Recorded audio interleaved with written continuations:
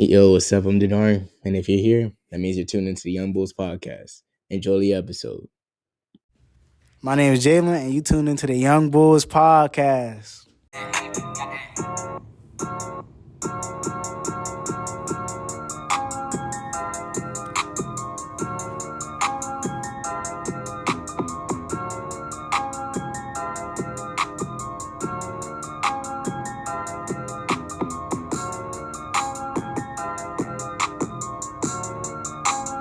All right, ladies and gentlemen, welcome to another episode of the Youngbouls Podcast. You know, it's your boy Dinari here, back for another episode. I got two esteemed guests with me today. We about to talk straight basketball. We got recurring guest Jalen here. Jalen, say what's up to the people. Yo, what's good? What's good? And then we got, man, the myth, the legend himself. I've been trying to get him on for a minute. Aiden, say what's up to the people, man. Y'all. Hey, I'm excited to be here. Yeah, it's good. It's good. But before we even, get into any of the basketball stuff, we just wanted to, first off, say welcome back. It's been a while since I've did an episode, so, definitely. Actually, it's been like a week and a half, but it feels like longer. But yeah, so it's good to be back. But before we get into anything else for this episode, what have you guys been listening to this week? With weekly rotation. You go first. All right, bet. So I've been listening to a lot of J. Cole this week. Ain't gonna lie. Listened to a lot of shout out Quengo because he put me on a Young Boy. Not gonna lie, I never thought I would listen to Young Boy this week, but Young Boy's tough. Young Boy's tough. Oh my gosh, yeah, it's not bad. I'm not gonna lie, it's not bad. But listen to Young Boy this week. Some K Shoutout here and there. Jalen, what you listen to this week, man? Honestly, the Spider-Man into the Across the Spider-Verse soundtrack. That was really good. Yeah, the movie was spectacular. Yes. We're not going to touch too much on that. Yeah, the movie was amazing. Aiden, have you seen the movie yet, bro? Nah, I'm not really into that sort of stuff. Like, I grew up watching like Disney movies. I never got into like superhero, like Spider-Man, all that. Like Star Wars. I've never gotten into it. I mean, like, I'd be like willing to like check it out and whatnot, but it's just not my thing, really. I feel that. I'd say the animated Spider-Man movies are the best. Honestly, I've seen Spider-Man. I've seen Spider-man a few times though. Yeah, Spider-Man's dope. That last movie was amazing. Yeah. So I've actually been trying to get into country just because a lot of my friends listen to a lot of like Morgan Wallen stuff, so they've kind of put me on a little bit. That's really what I've been. I mean, I listen to a lot of like Core, like OT7 Kwani, like Philly Bulls.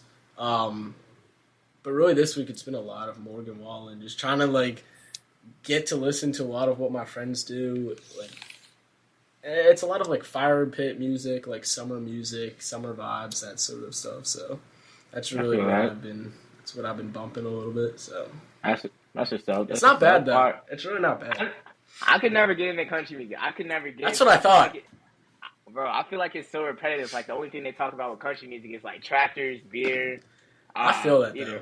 Yeah, farming, grilling, all that stuff, man. So. At first, I was like, I thought it was just going to be, like, I mean, for, like, my whole life up until a couple months ago, I'm like, I don't know what it is. I just can't vibe to country music. And then, for some reason, I'd heard a song, I'm like, this isn't bad. It's a really, like... You can't bump country music all the time. It's only in certain, like situations. 8 o'clock at night, like, with a few of your friends, like, outside. Like, that sort of vibe, as opposed to, like... You can't bump country in the gym or playing ball. Like, it's not... So, you gotta just... It's not terrible. I've been messing with it. I feel that. All right, so we're going to get right into it. So, game 1 and 2 of the NBA Finals just wrapped up. Series tied 1-1. They head back to South Beach. Just tell me what you guys like so far, what y'all don't like with the series so far. The last game, as you can see, Bam Adebayo really stepped up. And like I said, I've been saying that from the beginning of the series. If Bam steps up, the Heat actually have a chance. Mm-hmm. And hopefully this little hot streak continue. Hopefully they continue to win more games after this tough victory. Bam, a lot of what Bam's... I mean, we've seen in his past that he's a defensive monster when he wants to be, and when he's aggressive, he's top 5 center in the league, arguably.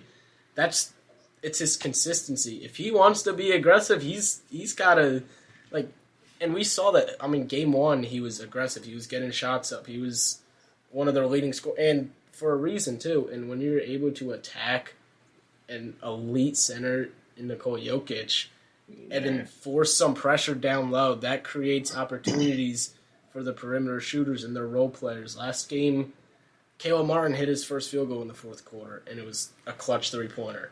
But a lot of that was because Bam Adebayo was so aggressive and so dominant inside to where the Nuggets had to crash the glass a little more and send more help inside, and that caused those guys who were known to just be lethal outside. Duncan Robinson starting that fourth quarter was arguably, I think, that's the reason why they won that game. If Duncan Robinson didn't get hot to start that quarter, they would not have won that game.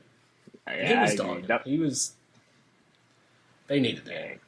Game one and game 2, for what I saw with the Heat, I definitely saw like a different, level of urgency with game 2 than I did with game 1 Miami. Felt like in game 1, Miami just didn't have any answer for Murray or Jokic. Felt like they just couldn't really get going, and if they did get going, it was for a short spurt, and then like the Nuggets would just come back and respond and like give them the knockout blow. But as Aiden just said, Duncan Robinson, what he did in game 2 for the Heat, that pretty much I think turned the game around, because what Duncan Robinson was able to do coming off the bench and being able to put those points up and be able to score the way he was able to score, seemed like the Nuggets didn't have an answer. And the Nuggets, even though they lost that game, they almost messed around and came back and they almost won that game. Yeah, they almost found a way to either send it to overtime and win the game. So even with that, like with the Heat, going into game 3, man, I just really want to see, just more of this attack mode for Duncan Robinson. I want to see Gabe Vincent continue to do what he needs to do. I need to see, from the Heat, Jimmy Butler needs to, show again why he's that guy. And I feel like he, just if the Heat can do that, probably 3 more games, they're going to be world champs. But I would not be surprised if the Nuggets end up taking game 3 on the road here. I would not be surprised. Nuggets got to their role players. I mean, a lot of the offense came through Nikola Jokic scoring the other night, which is something you can't rely on. Obviously, he's talented enough to score 40 if he needs to, but you have so many players surrounding him that complement him so well, where Jamal Murray's got to get going early. You got to have KCP hitting his 3 threes a night, his drive. Those are the guys that have proven themselves all playoffs long that they're capable of doing so, and that's a huge reason to their success and whatnot, and why they're in the finals for a reason. And when you're just so hesitant to shoot the ball, and Jamal Murray not getting good looks, and they're just not running their fluid Denver Nuggets offense, getting out in transition, which is something they're amazing at. They didn't do a lot of that last game. And credit Miami for not turning the ball over like they did in game 1. Every other possession, it felt like. But I think the keys for, honestly, both teams, because the stars are going to bring it. Jimmy Butler, he's going to bring it. Jokic is going to bring it. If you can have your bench and your role players playing their role, it's going to come down to which team is... It might just come down to which team has the ball last, because that's how it's been all series for essential, or I should say more in game 2. If the Nuggets didn't play good basketball, and they only lost by 3 points. Murray had a good look at that final 3. And if they somehow stole that game while playing the way they did, I think it's going to be tough for the Miami Heat to not only pull out another win, but win 3 more against this tough team. So. I agree. Jalen, what you got to say? Another thing I want to touch on was Eric Spoelstra and his adjustments. I know game 1, I can't remember the exact amount Jamal Murray had, but I know in game 2 it was at least 10 points less. He only had 18. He had 10 assists, but they kind of shut him down with his shots. They shut him down with his shots. So I wanted to ask y'all, for the rest of the series, what are you guys' predictions for the rest of the season? I said Heat in 7. I said the Heat going to end up winning in 7. Wow. I said Heat in 7. And I told you fade Dinari is what I told you. I'm fading that I still have Nuggets in 5. That was my prediction going into the series. I think the Heat are a good enough team to where they'll take a win. I don't expect the Nuggets to come out like they did on Sunday night, because I genuinely think that they're easily the better team. I think really the only thing that the Miami Heat have for them is their coaching. I do think Eric Spoelstra is the better coach, but besides that, Michael Malone is still a hell of a basketball coach. And the talent that the Nuggets have, I genuinely just don't see a scenario where they're going to drop another game, or at that 3.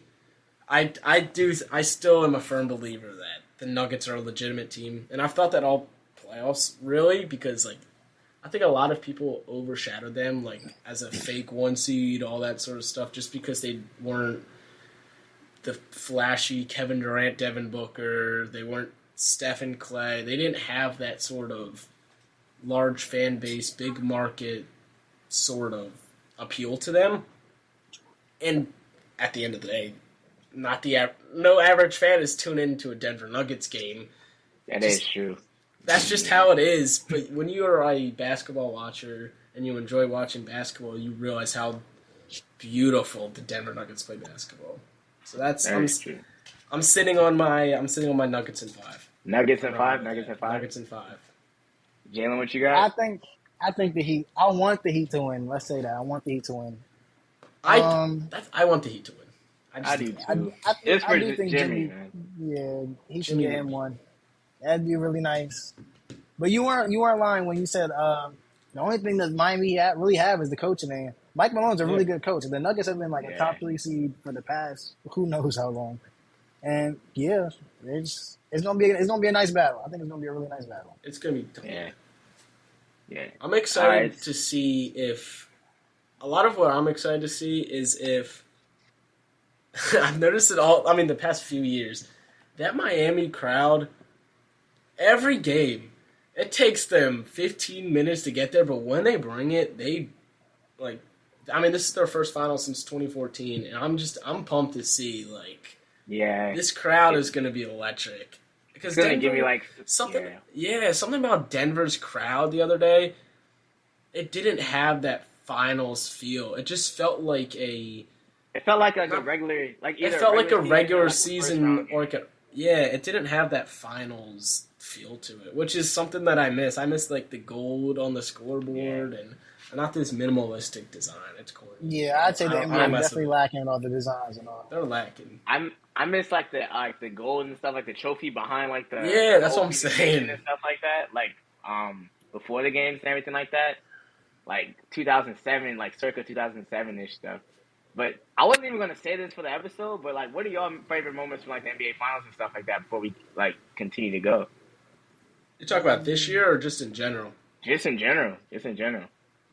Damn, I think you gotta throw 3-1 comeback Braun up there. That's iconic. That's something that you'll never forget those moments.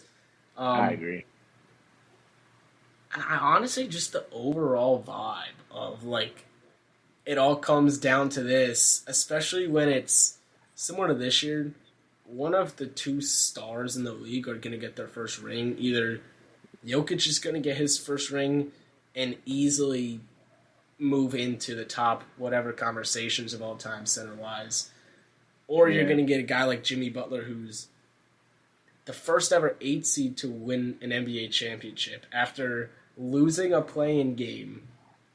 It's either way. I just think that having stakes that are you work your entire life to get to this moment. Yeah, I agree. That's my favorite part, I think, of the finals. Just somebody's going to win it, and if it's not my team, I usually don't have any stakes in it. So I like just being able to enjoy a competitive, nice game of basketball. Nah, I feel you. Jalen, you got anything you want to say, man? Yeah, I agree with Aiden. The storylines are just spectacular. The Miami Heat lost the playing game and still fought all the way up here, beat the number 1 seed, beat the Celtics. Yeah. Went up 3-0 in the Celtics. They went up 3-0, almost and then they won. Then they blew them out. That was wild. They blew them out game 7. I'm still trying to figure out how that was even possible, but.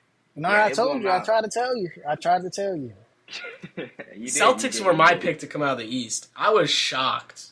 To come out? Yeah, I had my initial pick heading into the playoffs was Denver against Boston, and once I saw that, not that Milwaukee was gonna handle them lightly, because I knew the Miami Heat were still a talented team. They were the 1 seed last year. They didn't make many changes, but come trade deadline this year, they didn't do anything, and I'm like, all right, they're still that one piece away from being a good playoff team, yet alone a finals team now. I'm like, all right, the Bucks might win this in 5. The Heat could possibly take 2, go to 6. And then I also was like, okay, we might have we're going to have either a Philly-Boston or a Philly-Milwaukee or Boston-Milwaukee. That's going to be great. And then here come the Heat just ruining everyone's day. And it's fun to watch. It really is fun to just watch a team take over in the playoffs, like both teams are doing, essentially. I'm saying Jalen knows this for me, but I had the Sixers coming out the East, and that's biased. You know that's biased. I know. It's very biased. It's biased. I know it's biased, but I thought it was our year. I mean, Embiid got MVP. I was like, we're gonna finally make noise in the playoffs. We're gonna finally do what we gotta do. I knew we took care of Brooklyn. We took care of Brooklyn. It's your year every year. It's like Dallas fans. Yes. Yeah. Once Game 6 happened, man, I already knew. I was like, oh god. And then Tatum utter defeat. Yeah, utter defeat. But I mean, for Denver, man, for Jokic, utmost respect for Jokic. What he's been able to do this season, just for the past 3 seasons. When you look at the past 3 seasons that Jokic has had, 2-time MVP, and now he's about to get either his first ring or his first finals appearance. It's really impressive the way you look at it. And even with him not winning MVP, it just showed, for me, it showed, what mattered more to him. You know what I'm saying? Jokic, he led his team to the 1 seed. He got his team through the Lakers. He got his team through LeBron and KD. And took care of business. He's taking care of business right now. Yeah. I'm playing. Yeah. KD and Bron are not on Cat's level. Yeah. Well, they're not on you. The other way around. Yeah, I know. Yeah. But what Jokic's been able to do this season, man, very impressed. Utmost respect for Mike Malone and what they've been able to do in Denver. They've been a talented team since 2019. They've been able to do what they need to do, and for this year, for them to be in the finals, and for the Heat to be able to do what they need to do as a play-in team at that, just even more impressive, and just really goes to tell the coaching and stuff, and just the direction the teams are going in. But well, with that being said, anybody want to say anything else before we go? I kind of wanted to piggyback on what you said about coaching, and I just want to make a side point saying that it matters so much in this league, and not just the NBA, but just in basketball and all sports in general. That's why I was so shocked that, Nick Nurse, for example, 2019, he wins an NBA championship. You would think that, when you're a championship caliber coach and you're proven to be a leader and that you can lead a team to one of the greatest accomplishments in the game, you would automatically assume, this guy could do it. We know he can do it. Obviously, there's a lot more to just coaching a team to win. You got to develop players. You got to teach them the right things on and off the court. But we saw so many coaches this offseason almost just being let go to be let go, it seemed like, in most cases. Monty Williams goes from damn near Coach of the Year candidate again, as well as last year winning it, to just, you're gone, buddy. And he's such a talented coach. Yeah, there's been a ton of Coach Bud. You have Doc Rivers, who I think is a little bit more understanding, but at the same time, I'm not putting the Sixers series loss on Doc Rivers. Yeah, I can't either. But coaching plays such a big factor, and Michael Malone being there and providing that, I think, very mature mentality to that locker room. I think it's huge props to him, and I think Denver, regardless of their outcome the rest of this series, is taking the biggest step or the biggest leap possible to where, I mean, this is what you play for, and they're doing it the best way possible. You still have a young team. You build around a center, and you play basketball unlike any team's seen before with a dominant passing center. So I want to just give my flowers to Coach Malone here. So that's all right. That's all I wanted to mention before you move on. All good. It's actually crazy because. Go ahead. Speaking on Nick Nurse, if I'm not mistaken, that was like his first or second year on his championship run. But Nick Nurse, that was his first season. That was his first season as a head coach, and him going to Philly. I'm not going to lie. Hopefully the Sixers do something with that. I like it. I like it for pure basketball. I think he's a phenomenal coach. I'm worried to see how James Harden and Joel Embiid's health is going to play a factor in Nick Nurse's rotation. He'll run Siakam, Fred VanVleet, and Scotty Barnes out there for 40 minutes a night on a random Tuesday in February just because. And I'm going to be shocked if Joel Embiid and Harden play more than 55 games this season. I don't think their bodies are built to handle that much. Especially with Embiid. I just don't think it's going to happen. I was going to say. Especially with Embiid. Joel's not going to... He's had a history with knee problems and just falling and stuff like that and just really just getting injured in general. So, and then Harden, he's just coming off a hamstring injury himself, like last year, I believe. So, and then also, too, just the fact that we don't even know if Harden's going to even be suiting up for the season. It's not guaranteed. Yeah. It's not even guaranteed. And the only player you have right now that could literally play 40 minutes for the Sixers outside of D'Anthony Melton possibly is Tyrese Maxey. He's going to take a huge leap this year. I agree. But with Embiid, I really do not know how he's going to be able to function under Nick Nurse's system. I don't know. Because if I'm not mistaken, They've never had a dominant center. I mean, their best center. I mean, I still see Siakam as your 4. Their best center that they've had on roster. You can argue if Gasol or Jakob Poeltl has been better. I mean, Valanciunas wasn't amazing for that. They've never had a number 1 option as their center. So it's going to be interesting.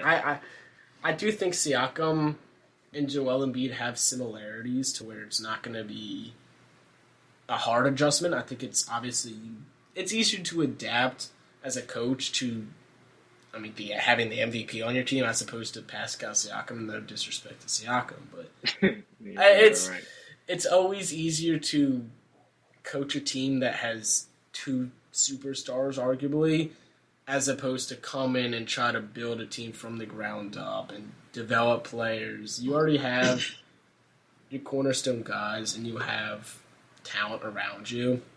So you have that added pressure of utilizing that talent to the best of their abilities, staying healthy, and obviously winning championships. So it's going to be interesting to see what Nick Nurse is able to do in Philly. And they just lost Sam Cassell to Dallas. Or not Dallas, Boston yesterday. Yeah, I did see that. I saw that. I thought he was going to be, if they didn't get Nick Nurse, I thought he was going to be in the running for just be the head coach for the Sixers. So it's really sad to see. But Jalen, you want to say anything? No, I don't got nothing much to say. Yeah. But all right. So next up, we just talked about Nick Nurse. So now we're just gonna talk about the offseason in general. I was gonna say what the Sixers need to do in the offseason, but now I just changed it to offseason in general. I was gonna say for all teams, but for just a select few. I say why don't we start? We could start with Philly. Why don't we touch on Philly as well as why not? I think I could start this if you'd like. I think for Philly, I think your number 1 priority is bringing back James Harden. Because at the end of the day, he's still a guy who impacts the game at the highest level.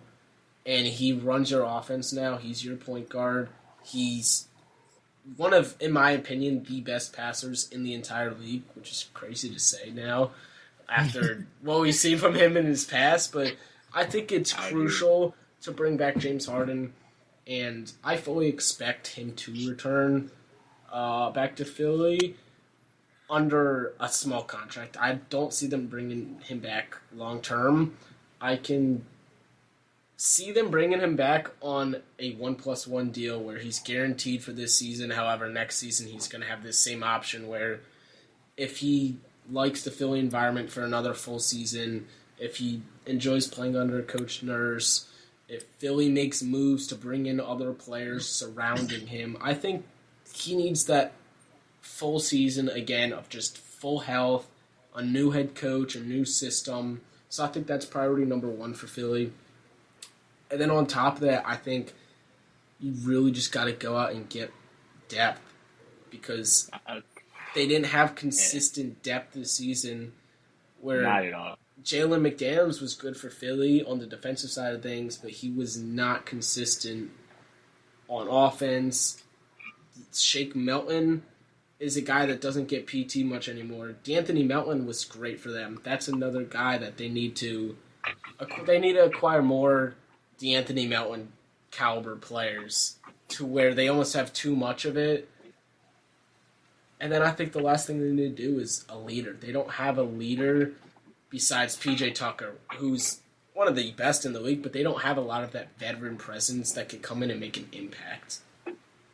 Besides Joel Embiid and James Harden are great, impactful players, and they have that sort of veteran leadership, but they need a guy kind of like what Jeff Green's doing right now for Denver, where he can give you quality minutes, but he can also be a leader and make an impact on the floor. Someone who doesn't. I'm not saying you have to start the guy, but have him in your rotation enough to where he's giving you key minutes and he's impactful.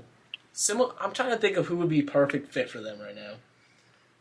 Like what guy could come in for the Sixers just off that bench. Back in the 2020 Sixers team, when we had Alec Burks, he was really good at just coming in for depth. So I feel like I'm trying to think myself. Like Terrence Ross. Terrence Ross will be a guy to come in. He'll play 12 minutes a game. He'll get you a three, and a layup, and some free throws. But he's a veteran guy who I think can teach Maxey some things. He'll teach the young guys some things. And then at the same time, he's old enough to where he can teach James Harden and Joel Embiid just off-court stuff too, which is what they need. Yeah. They definitely need veteran leadership. What you got, Jalen? And then I'll go. I'm trying to think of a player like not really on a team or looking for a team almost all season, almost in free agency. I'm trying to think of a player. One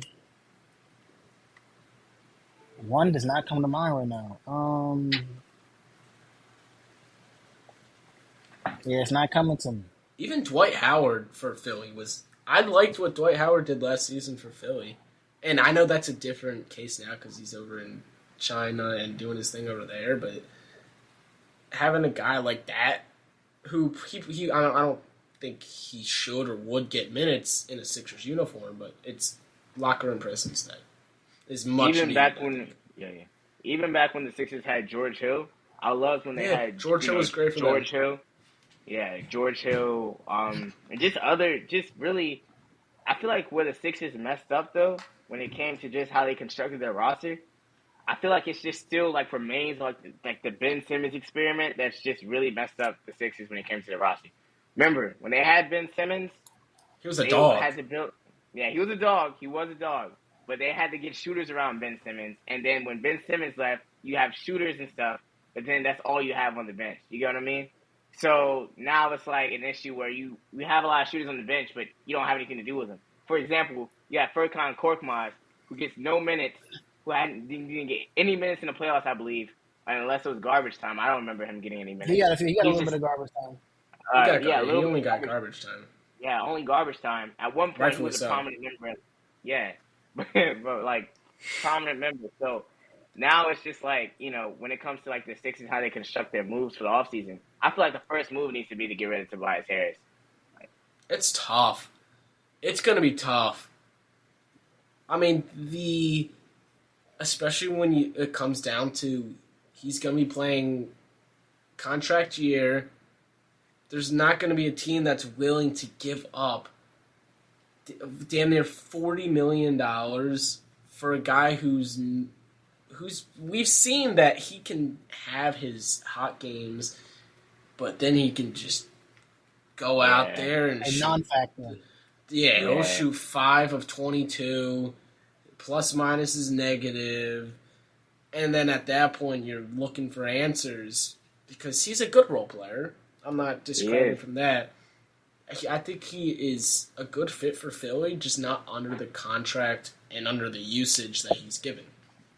And I don't see a team out there that has the cap space and the assets or the will to trade for Tobias Harris. So I think for Philly, you're hoping that they just utilize him well to where he plays his tail off in a contract year, hoping to get another contract. And if they pay him next year, depending on what the market's like next free agency in a little over a year from now, we'll see what they pay him. I don't expect him more than $21 million, $22 million, depending on what the market's like, but it's going to be really hard for them to get off.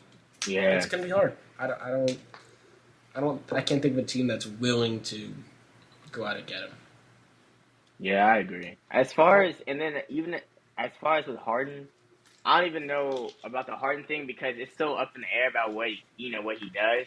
If he stays, I mean, that's going to be good for Embiid because he's going to have his running mate with him. But if he doesn't stay, who are you going to have to fill in that spot? Because now it's just going to be tough, though. You get what I'm saying? Or you look at it could be good. If Harden's, let's say Harden just declines the player option and leaves for nothing, if you're not able to get a sign and trade with likely Houston and you get nothing in return, you're looking at Maxey has to not that he should develop or could develop into that star player that you need, but you need him to develop into an all-star caliber point guard because you drafted him with the 21st pick a few years back, and if he's not able to develop, which I think he should be able to, but there's going to be a lot of pressure on him this upcoming season where he's going to be the number 2 scoring option. Everyone's going to be looking at him to be this starting point guard on a playoff team, and then that's going to also force bench guys, if you don't go out and trade or sign for someone like D'Anthony Melton, to also step up. You're going to have to really rely on ultimately younger point guards to lead this team outside of Joel Embiid, which is going to be tough. And Nick Nurse, coming from Toronto, he relied a lot on his wing depth. He loved his OG Anunoby's, Siakam's, his Scotty Barnes's, and then Kawhi Leonard when he was there. He loves those guys. And right now, Philly doesn't. They have a gap at that wing position. So if they lose James Harden and then they have to rely on young point guards outside of Joel Embiid, I think it's going to be really tough for them moving forward, not only to contend now, but I don't know what your future looks like at that point. You have to. I think right now is put all chips in, go out, bring Harden back. If you can't bring Harden back for whatever reason, you need a sign and trade. If that somehow doesn't work out, you got to just get wings. You got to get not Paul George-esque wings, but guys that are able to bring it on both sides of the court that can play at an all-star caliber level. Right. Jalen, what you got to say, man? He's mentioning wings. I'm thinking about wings, man. Honestly, I love wings. Just going all the way back to the Mikal Bridges trade. Honestly, I felt like the Sixers should have got in on that, man. They had him on draft night. They had him. Yeah. Split second. And we got rid of him for Zaire Smith. That would be never beautiful. played a possession. Who never played a game for us. Mikal Bridges is your number one target this offseason. I don't think Brooklyn makes this trade. Just inner conference, same division. They're not going to give what they want for Mikal Bridges, knowing that he's capable especially after doing what he's doing. Once he got in Brooklyn, it's going to be. I think they're hanging up the phone unless they're getting unless they're getting the Gobert, that sort of package where they're getting all these picks plus some more. I don't think Brooklyn's doing. Not at all. Not at all. Can't. Because at the end of the day, those are the type of guys that you want to build your team around. So why would you go out and trade them away for picks that you're not guaranteed are going to end up being anything? That's one of my buddies of mine was saying this offseason. They're like, oh, go trade Joel Embiid away. I'm like, but what does Joel Embiid being traded do for you as Sixers fans? Because you use these draft picks to develop guys into an MVP. Right. And even if you have 6 first-round picks, the odds of you drafting and developing an MVP out of any of those picks or even out of players that you trade for is highly unlikely. It's like, I hate hearing that. Like, and trades aren't easy to pull off. Not at all. Like, you have to get mutual agreement both ways to where both teams feel like they're getting equal value, and it's not easy. Like, I'm not NBA GM, but I could tell you it's a lot easier than trade this player and that player. There's a lot more that goes into that. I think a lot of people don't understand, which is fun. It's fun to make those mock trades, but at the same time, it's like, will they ever happen? We'll see. Right. I mean, yeah, I agree. So we just talked about like the Sixers should do this offseason. So I was going to talk about what Dallas should do this offseason because Kyrie possibly is going to leave. And then there was just a report that said that Kyrie was recruiting LeBron to come to Dallas. So that's not going to happen. Yeah, no, shut it down right now. It's not happening. It's not happening. I would be shocked. I was tired of seeing it on my newsfeed. We're at that time where it's just rumors. They're in that weird in-between period where there's 2 days, 3 days in between the finals. That's all that's going on in the NBA right now. I think Kyrie's just doing that stupid Kyrie stuff again and just letting the media run with whatever he says. I don't believe any. I do think that if LeBron James and Kyrie Irving were to team up, it would 1,000% be LA. And LA, yeah. It makes zero sense for. I mean, you do have Luka. At the end of the day, you can also think of it as Luka Doncic or Anthony Davis. But at the same time, you're in Dallas, who has nothing besides Josh Green and a bunch of salary fillers, in my opinion. Or you're in LA, the city you want to be in, with depth, good coaching, good environment, like. So, and also at the same time, what are the Mavericks going to give up in order to get a LeBron James?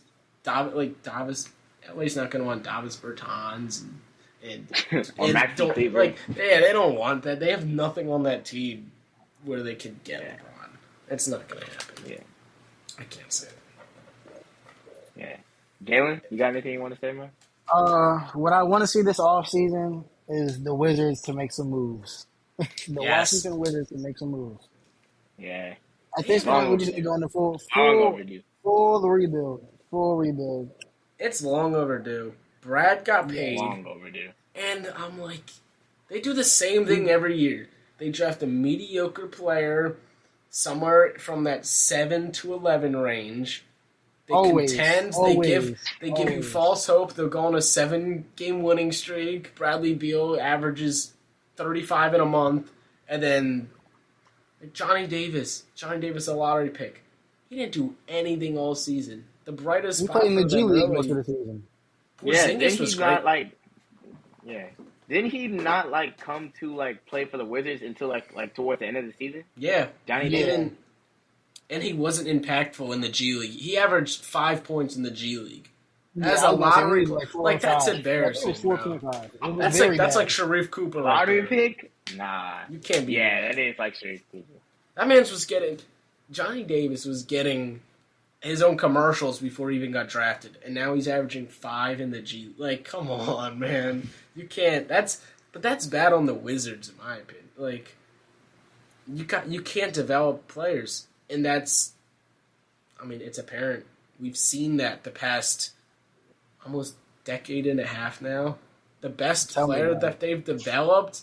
I mean, Bradley Beal has turned into a hell of a player, but is that the best that you're able to do? Like, because you're putting all your money into this player who's good, and he can score the ball well, but he doesn't lead you to anything. He can't lead you to wins. Porzingis, who I think was incredible this season, Porzingis is really he's good. not a guy that's going to be able to lead you to a team. So you have pieces there, but they don't mesh well together, and you don't have enough. You don't have a direction. And that every single team needs a direction. And right now, we can try to make the play-in, or we can be a bottom 7 team. I don't know. We'll just go out there and play. Like, you need to either commit to a rebuild or retool or contend. You need to take steps, and they have not taken a single step between the Russell Westbrook era, between the just Bradley Beal era, between the Porzingis. I mean, even John Wall, pre-injury, him and Brad were killing it. But you knew at the time, like, they're a playoff team, but they're never gonna be a championship caliber team. I mean, and you go out and make moves. They've drafted players. The only player that they've drafted that has done anything for a different organization now is Rui Hachimura. And you let him go for nothing. And then you just have Kendrick Nunn and some randoms. Like, you gotta just, and they'll have a new guy every month that just goes off. Like, Danny Avdia had a phenomenal month in, I think it was March, where he looked really good. And if you can keep that up, like Jordan Goodwin, another great player for the Wizards this season. So they have, oh my god, they have stuff there, but they don't have a direction, and that's really frustrating because the Wizards they have stuff there. They just need to work on. If they, like, for me, I think if you're the Wizards, go out and be like, we're going to be a play-in team next year, no matter what.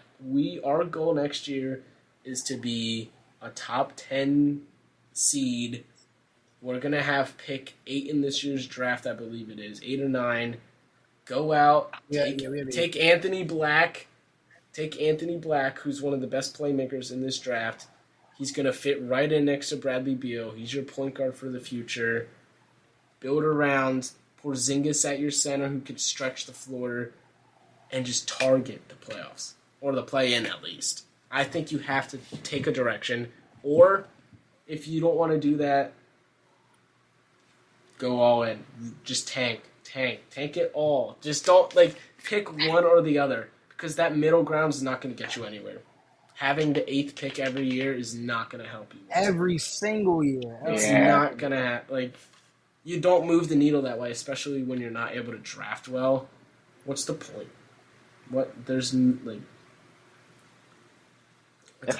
saying it forever. Go ahead. Yo, Jalen, if I'm not mistaken, didn't you guys draft, Isaiah Todd? Mm-hmm. Yes, Zay Todd. Yeah. Did he ever develop, or is he still with the Go-Go's, or did he even get traded? I think he's in the G League right now. I think he is. At this point, who knows, bro?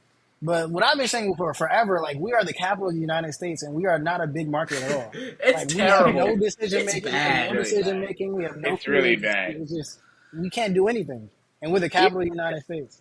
Even with the fans and stuff like that, I don't think the Wizards. Yeah, going back to when they were back in the play-in tournament, in 2021. 2021, against the Pacers. Yeah, 2021. It didn't seem like a playoff game. It just seemed like a regular season game, just looking at it from TV. Yeah. I don't think the excitement from being, I wouldn't say the excitement from like a fan base. I don't think I've seen that since like maybe Game 7 against Boston when Kelly Olynyk went off for like 28 points. But just for like the team in general, like Jalen, if you're the GM of the Wizards, what are you doing this offseason? Like, what I've been saying for the past 2 years by now, get rid of Bradley Beal. We have to, in order to get rid of him, we have to find someone to just take his money. It's out He there. has a lot. Yeah, he has a lot. We're giving him a lot of money. We are giving him a lot of money. And we just go to the full rebuild. At this point, we just take those 3 or 4 losing seasons and hopefully do something later, man. I watched. But in order to do that, go ahead. Oh, sorry. No, you can finish what you're saying. In order to do that, we need like good trainers. We can't even develop anyone, and it's just really bad, man. It's just really bad. I was gonna say I watched every single Wizards game, or probably 75 of the 82 Wizards games that regular season, just simply because of Russell Westbrook, because he's my favorite player of all time. If you didn't know, and seeing that man play basketball in a Wizards jersey made me realize that there's still I realize that there's still hope for the Wizards fans, but a lot of it was just like you're in such a small market, and it pisses me off because Bradley Beal doesn't care about anything besides Washington. They'll be down 30 points, and he's on the bench smiling. He doesn't care about anything else. And he's not used to playing in a winning environment. And I think that's a big reason why he wants to stay, because he almost just doesn't have any pressure on him. He's gotten paid twice now, even after not proving to be a leader or to contribute to winning basketball. And unless they make changes and are a quality playoff team or compete for something serious, Bradley Beal is going to take that any day of the week. He could go out. He's living fine with his $40 million that he's making. There's no reason for him to want anything else. He's in the perfect scenario. He could just play basketball, get money, not care about anything else. Which sucks, because I think the Wizards do deserve better, being, like Jalen said, in the capital of the United States. But Wizards they're a mess. I agree. I agree. I mean, I don't know, Jalen. I mean, maybe like in 2 or 3 years, who knows? Maybe top 3 seed in the East. No. I will take that bet any day of the week. Wizards. I was just trying to be optimistic. I was just trying to be optimistic. But all right. So we talked about the Sixers. We talked about the Sixers. We talked about the Wizards. So Aiden, let's talk about the Thunder, man. You guys obviously have like the brightest future. And like you guys have like a young core. Shai's coming into his own, doing his thing. So what do you guys think y'all need to do for the offseason, man? In all honesty, I think we took one of the biggest steps that you can take in the NBA, and that's going from bottom of the league to competing for something. That being the play-in, winning a play-in game, and they were only one game away from being in the NBA playoffs. Going from the second overall pick in Chet Holmgren, who I think the main thing that the Thunder need to do this offseason is just keep developing their players, and on top of that, figure out which players they want to keep long-term. Because at the end of the day, you can't draft with every single pick that you acquire. And the players that you do acquire via the draft, not every player is going to get burned. Like, there's going to be times where Trey Mann, they're going to have to figure out what they want to do with him, because there's times where he looks great, then there's times where he comes in chucks and he just doesn't seem happy for the environment. Do you keep him long-term, or do you hope to go out and get now a backup veteran point guard who can not only mentor Shai, but provide some sort of quality minutes without taking any opportunities away from the young guys that you want to develop? And I think as a Thunder fan, I have a good understanding on who's going to be there long-term and who kind of feels like a filler player or possibly a two-way player down in the blue for a little bit. So my dream offseason, or my realistic offseason, I should say, is at 12, I see them taking hopefully a guy like Taylor Hendricks, an elite wing, because we know Sam Presti and the Thunder organization are great at developing players, and really just allowing guys to stay healthy, make decisions on who you want here long term, and actually make those moves.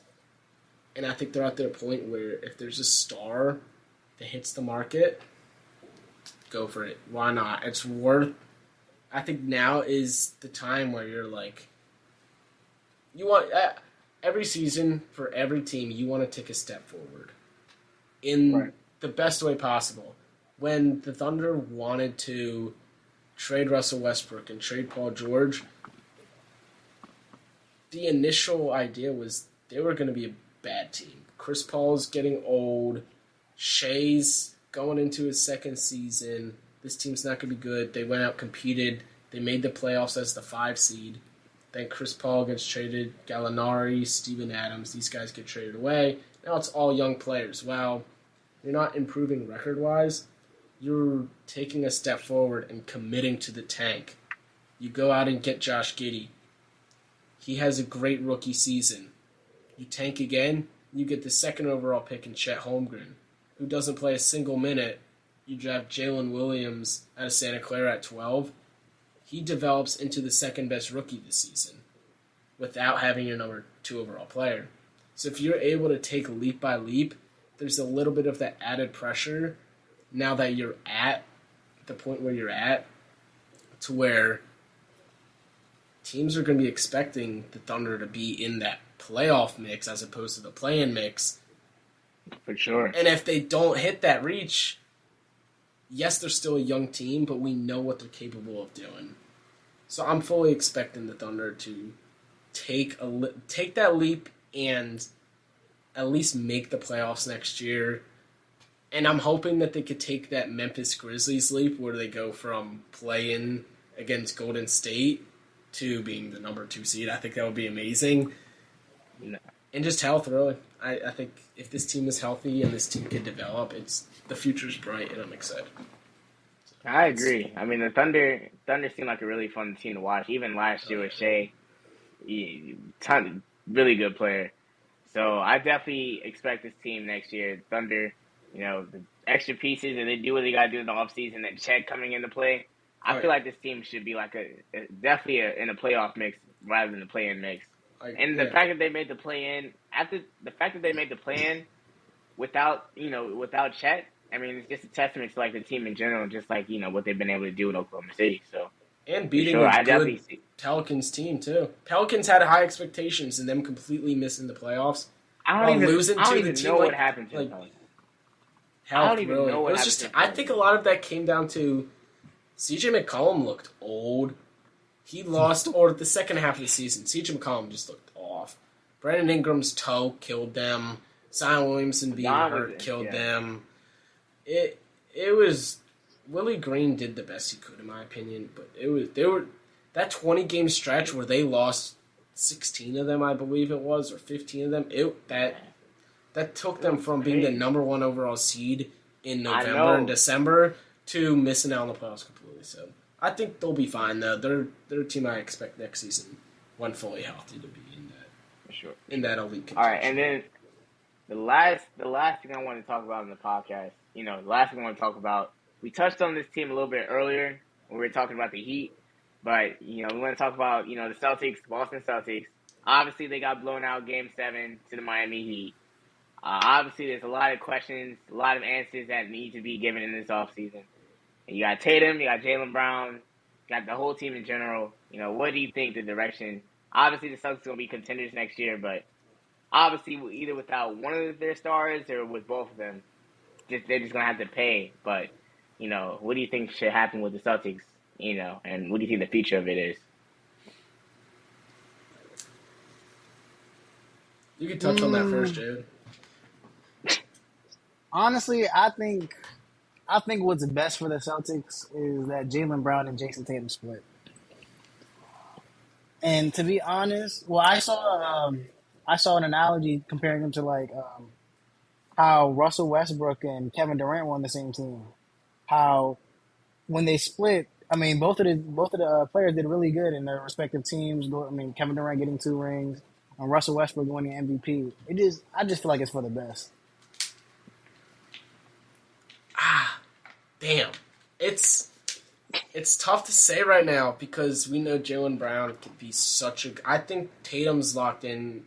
He's a Celtic for damn it, I don't know how long, but he's going to be there for the long haul. Do you want to... We know Brown is eligible for that Supermax after making All-NBA. Is he a Supermax player, though? That's what it's going to boil down to. Do you pay Jalen Brown and that's it? You're paying Jalen Brown and Jason Tatum. You have no other money to spend. That's what I'm saying. And that, like, we know how talented that duo can be. We know it's... And there's also so many signs pointing that Jalen Brown is not happy in Boston. I don't know if you guys saw it, but the burner account on Twitter saying that, like, I'll be cool also with Atlanta and Portland. Those seem like cool. And it's a really tough scenario for Brad Stevens to be in right now because I feel like you're not winning, especially because if you trade, or at least initially, when you make that trade, you're trading away Jalen Brown, who's one of the best young players in the league. All eyes are going to be like, why'd you trade this player away for whatever they get back in return? Or if you pay this guy this offseason at least, you're like, damn. After the performance he had in the playoffs, right, especially in Game 7, for someone who doesn't want to be in Boston, and it's obvious. It's obvious he doesn't want to be here, but it's really tough to give up a quality young player in Jalen Brown. It's a really difficult situation for them to make. And I think they're going to wait another season to do it because they don't have to pay Brown until next season if they want to do so.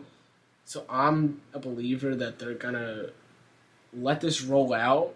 And I think it's going to be a little bit interesting to see how Jalen Brown feels about that because obviously we know that it must not feel great that there's even conversations about do we pay him or not, even though he's eligible for this amount of money. So I think that's also going to play a factor into... do they really want me here? And if they really wanted me here, they would have paid me by now. So I think this is going to be a prove it or lose it sort of season for Jalen Brown. On both sides. And not just on the court, but off the court. You need to start getting a little more involved in just those locker room, out of basketball sort of scenarios where you could develop that sort of player attachment or that sort of fan attachment with the Celtics fans in that organization once again, because I think a lot of that has been lost over the years. And if you're not able to have that, it's tough to want to be in an organization where a lot of eyes are on you for not the right reason.